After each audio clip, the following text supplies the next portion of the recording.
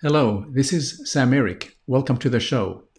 In this episode, I'm joined by Lasse Rouhiainen. He is an internationally recognized artificial intelligence expert, and he will share his views on why is artificial intelligence and digital transformation important for hotels and hospitality companies. If you'd like to learn how to make an impact for your business in social media and all kinds of other hospitality-related contents, start right now by subscribing to this channel.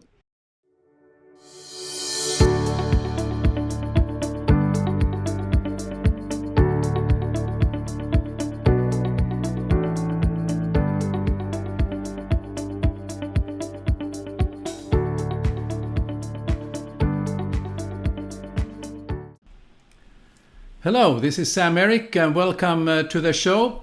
I'm really excited because I have a chance to finally talk live with a person I really admire about artificial intelligence. And so let me bring him here on the screen and we can start the chat. So with further ado, I think we have Lasse here on the screen. Hello, Lasse. Hi, Sam. Thanks for inviting me. Well, I think as an introduction, we met once, but then I have to give a shout out to Jouni Ahonen, who actually encouraged me to take this course that you have, the AI in modern business. And I really truly enjoyed it because I looked at some other AI courses available, and this was sort of down to earth is the wrong word, but I think it's more of a thing that it really appealed to me because of all the links and everything that you with videos and reading material they provided, and I thought that was a great experience, and I thought it would be interesting to have a video discussion here where we can share, and you can share obviously your great insight into artificial intelligence.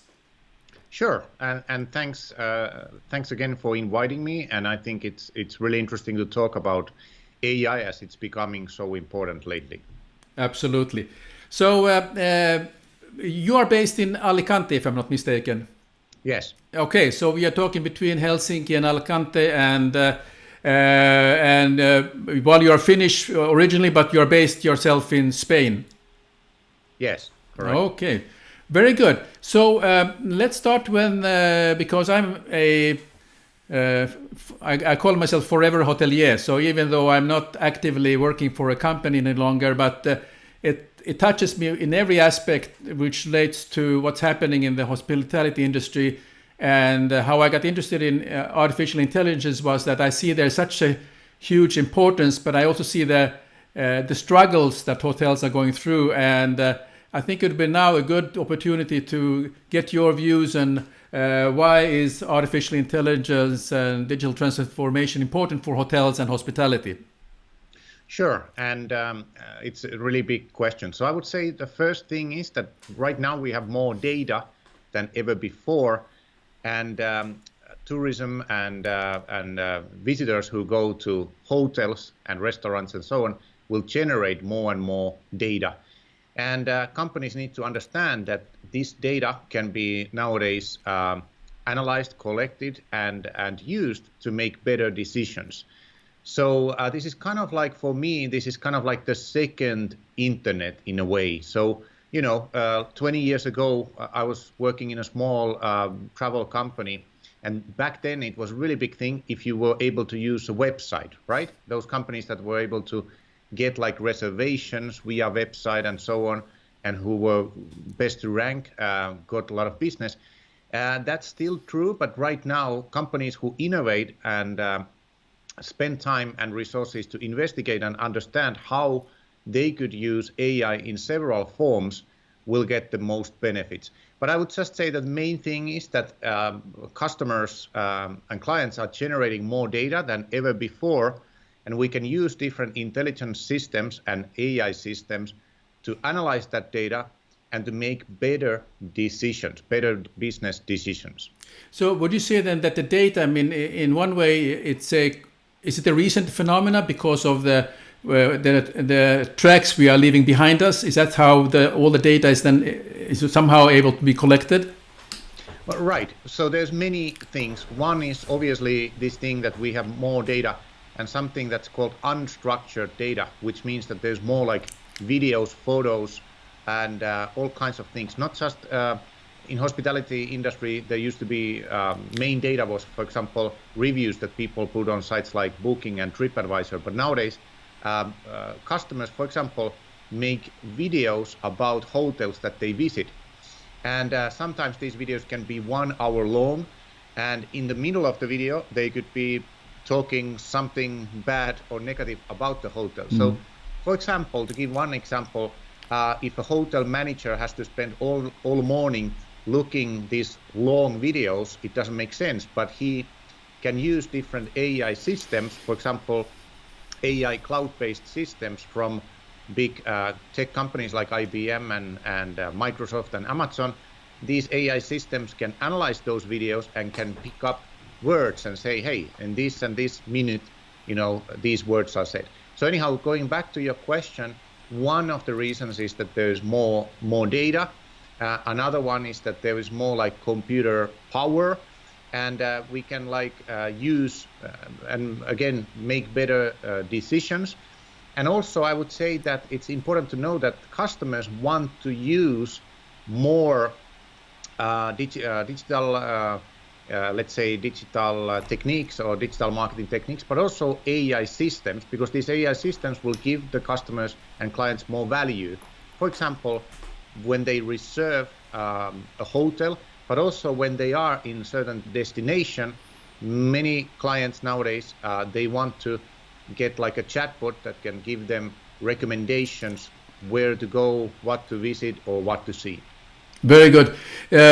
Yes, I think I've seen this chatbot development, and I noticed that there are hotels who have, let's say, Facebook pages. Now, this is, of course, a good start.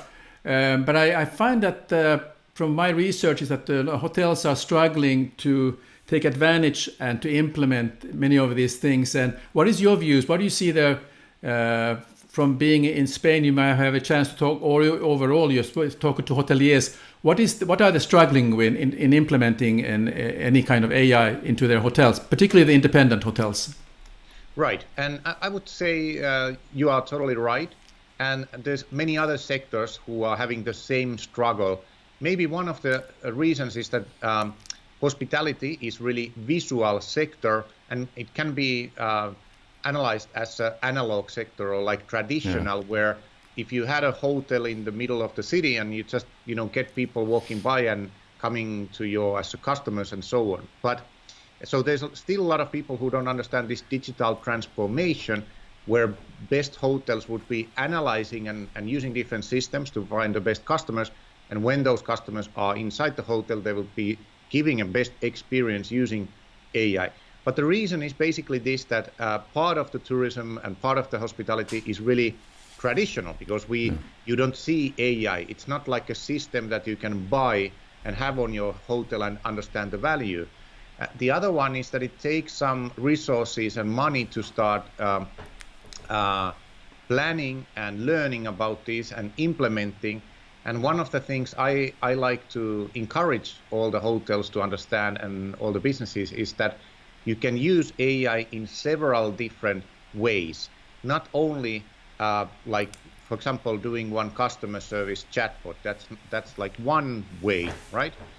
You can also have some intelligent robots that are helping inside a hotel. I would also say that most of the robots nowadays are not that good, right? The experience is not yet perfect, but it's just they can help a little bit. And then maybe for hoteliers and let's say those independent hotel owners that you mentioned, I would say the most important thing would be to analyze your transactional data, meaning how do you get all your reservations. And by analyzing this, that can help you to make better decisions, because AI works when it can look at data and start taking or let's say taking decisions and suggestions based on different data. And this transactional data is extremely important for the companies in the hotel industry. Yeah, I've been following because after I took the course, I started to really look at what are the implications on AI, and I caught up a couple of things. I found there is a company out of Germany who are people who are want to apply for a job, let's say with Lufthansa. They end up obviously making a video. And this video is being analyzed through artificial intelligence in order to see whether this person has that personality or characteristics that would fit into the company. And I found that very interesting, and it obviously gives an advantage to the young generation who are fearless of going in front of a camera and I don't mind speaking up, giving up their voice. But I found that as a very interesting development that, and this is obviously a hotel opportunity when you are trying to look for key senior staff for your hotel and company, that the old traditional way of coming into the GM's office or the human resource manager's office are over. But it's not only enough that you send your CV, but now it becomes a video presentation where you have to put your best foot up there. Yeah, I agree. And in this part, I would like to highlight that when we use AI in, let's say, internal data of the company, for example, transactional data, and we analyze it and make decisions, it's the ethics are not that important. But for example, in the example that you are saying, it's true that there's a lot of big companies who are bringing AI to hiring and human resources. And one of the big challenges here is that always when we use AI to analyze people, our algorithms tend to be biased, meaning, for example, that they are built according to certain rules that might say, for example, if a person has done humanistic studies, he has less value than somebody who has done something else, even though that person who has done humanistic studies might have much more creativity and initiativity and many things that you will need in the future. So what I wanted to highlight is that today and in the future, one of the key points in AI development for companies is to think these ethical developments. And for example, this is something that the European Union is also highlighting really wisely. And the best companies will be those who will be using AI in an ethical way. So anyhow, this is always important when we use AI to analyze somehow or use some algorithms to analyze people. Very, very good. Just sort of some the viewers who watch this video and or are here probably wondering, well, I have this small hotel and I'm still on analog and face-to-face service is the best way of attracting people. But if I would have to get started, what would be some practical tips you would suggest for a hotelier with a independent hotelier to get the first steps, baby steps to get themselves using AI, and where would you recommend them to use it for the moment to start with? Right. So I mentioned before this transactional data. So the first thing would be analyze all the internal data that the company has. And sometimes you need like a vendor or some kind of consultant to help with that. You can also call some of these big companies that I mentioned earlier, see all kinds of cloud-based services that they have. Normally, you can pay as you go and they are not so expensive. The good thing here is that when we start analyzing data, we come up with many new ideas that we never were thinking. But then I would also say that it's extremely important to understand that competition is getting tougher, and those companies who use automation in their marketing will get better. So in hotels, that comes down to chatbots that can be lead generation chatbots. These would be chatbots that chatbot that responds to what to see, close by to hotel or in the town where you go, or how to spend a weekend if you are family and all kinds of things. And then this chatbot would also say that, hey, by the way, if you want to talk with us or if you want to make a reservation, go here and so on. And this would automate part of the thing that people would need to, call the hotel and ask these questions that takes a lot of time. And then obviously another kind of chatbot is this customer service chatbot, where we have already like a customer who is really close to doing their reservation, or this can be also a customer that's in the destination already. So here in Spain, there's, for example, really advanced chatbot company that I'm also collaborating as an advisor. It's called 1 Million Bot. And one of the chatbots they have done is for hotel chain. And it's like inside the rooms where you can talk to it. You know, it's like works with these assistants by Google and Amazon assistants. And you can talk to it and say that now I would like a glass of water, or now I would like this and that. And that's kind of like a chatbot that can give a little bit of automation to people, to clients who are in the hotel. So many times it's using these small things. And also I would say that for some people, all this sounds maybe like too overwhelming, but the most important thing is to start and do something and then improve. Like even if you do a chatbot that's only like responding, let's say 15 or 20 questions that that you could like frequently ask questions, and you put that on your website, even that is great. And there's like free tools to use it, but doing that, you will start understanding how chatbots work and how automation could work, and that will then help you to build another system and so on. So I would say the most important thing is to start this journey and start doing something, and understand that all the resources that you are now putting this will pay high dividends in next few years, because everything is coming more digital all the time. Very good. Okay, those are very good practical advice. What does the future look like? I was going to ask 10 years, but I think that's a little bit too far. But let's say 5 years from now in the industry. It's quite complicated to say, and thank you for asking 5 years, because 10 years is too difficult. Well, one interesting thing to think is that many, let's say, hotels that are here today, those buildings will probably be the same, right? But then there will be a lot of new hotel services or services for travelers that are based on AI. So we will have like AI assistants assisting people. And good example of this is to understand how, let's say, even like 6 years ago, we didn't know how many steps we are doing or taking every day. Now almost every cell phone can say you how many steps you are taking. Then there's really inexpensive like watch you can have, and that tell you how much you are sleeping or doing or how is your heart rate. So what I mean is we are having this assistance all the time that is helping us kind of like live healthier. And this will be growing exponentially. Yeah. The same will happen in the travel and hospitality industry, where people, when they go to destination, they will have all kinds of chatbots that are recommending them to do something. And in 5 years, I'm quite sure that most of these will have a high degree of personalization, which is also really interesting, saying like, hey, Sam-Erik, I know that you like, I don't know, this kind of pizza. And there's one place at the outskirts of the town that serves it, and it will be open the next 2 hours or something like that. Yes. So that's one example.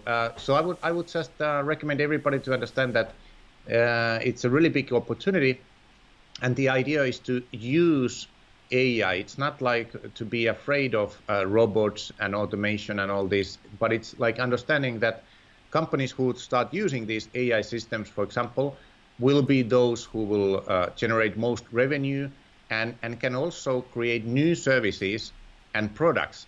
So based on the data that you collect, you can later understand that, maybe my customers would need this kind of services. So there will be new services, kind of like Uber, those kind of services that nobody knows how they will be called, but I'm quite sure that in 5 years from now, we will have many of them, and most of them in the travel business, very good, hospitality business.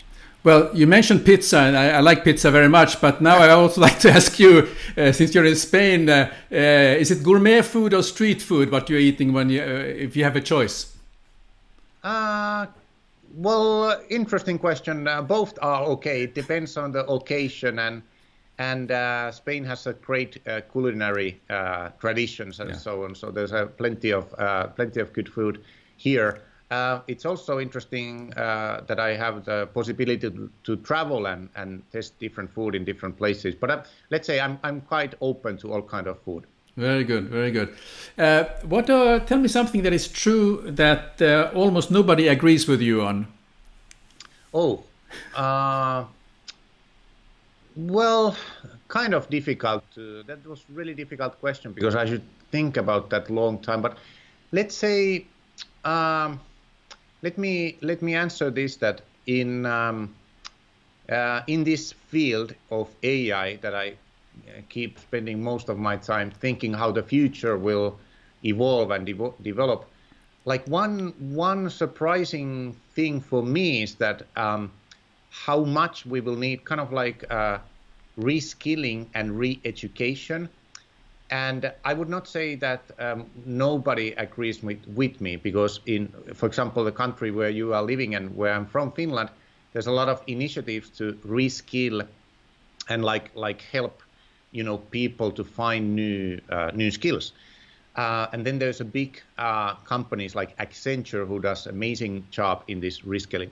But outside of that, for me, it's like really surprising how, in the next 5 years, how big transformation we will have, and we will have millions of people who are now working in the traditional economy, and they need to move to the digital economy, and I just don't see how that will happen without really big government initiatives giving those people not only education, but there should be like motivation and kind of like finding what you want. Because, for example, self-driving cars will come. I would say not maybe in 5 years, because there's so many legislations and so many difficulties.